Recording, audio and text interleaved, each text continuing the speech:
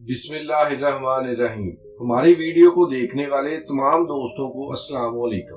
Friends, دنیا میں کسی کو قتل کرنے اور اس کی لاش سے زیادتی کرنے سے بڑا اور گناؤنا جرم شاید ہی کوئی اور ہو۔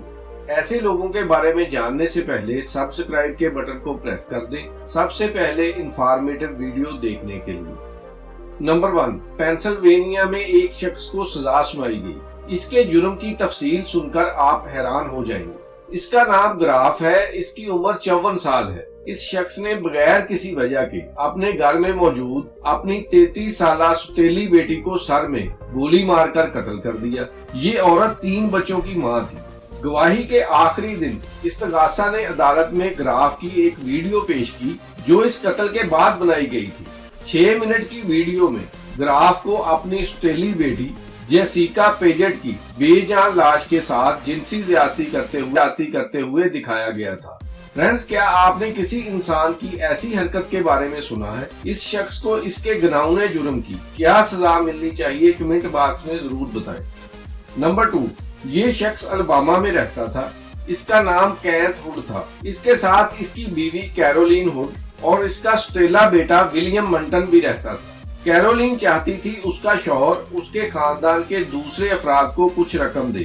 اس بات کو لے کر میاں بیوی میں جھگڑا شروع ہوا تو کینتھ ہوڈ کے سوتیلے بیٹے ولیم منٹن نے اس کے سر میں ڈمبل دے مارا۔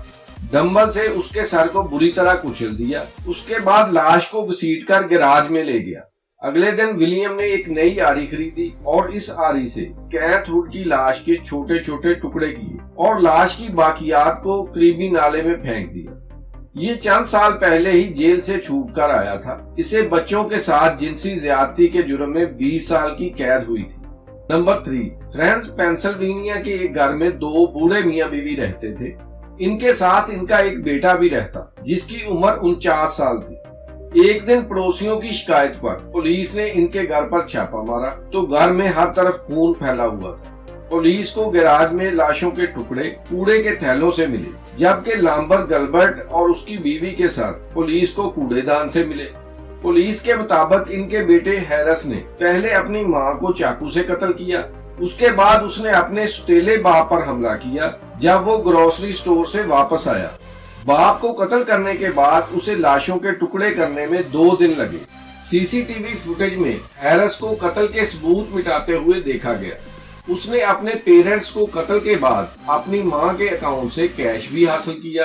یہ پہلے نیشنل گارڈ میں ملازمت کرتا تھا، جہاں سے مینٹلی ڈس آرڈر کی وجہ سے ملازمت سے نکال دیا گیا۔ فرینڈز، کیا کوئی شخص اتنا گر سکتا اپنی حقیقی ماں کو ہی قتل کر دے؟ نمبر 4، جوزف کومونال مڈ ٹاؤن اپارٹمنٹ میں رہتا تھا۔ اس کی گلی سڑی لاش جرسی کے ساحلی علاقے سے ملی۔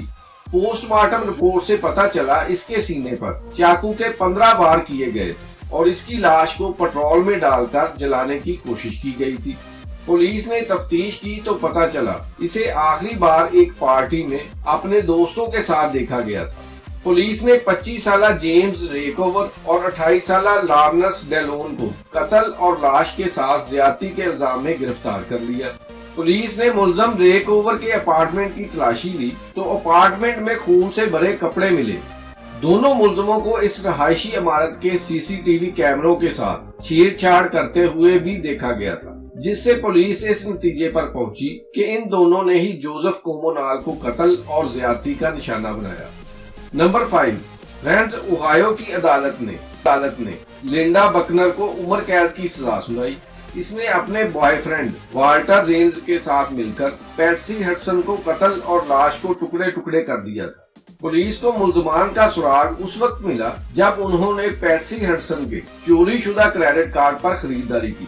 پولیس نے دونوں ملزموں کو گرفتار کر کے ان پر قتل، ڈکیتی اور لاش کے ساتھ زیادتی کا الزام لگایا۔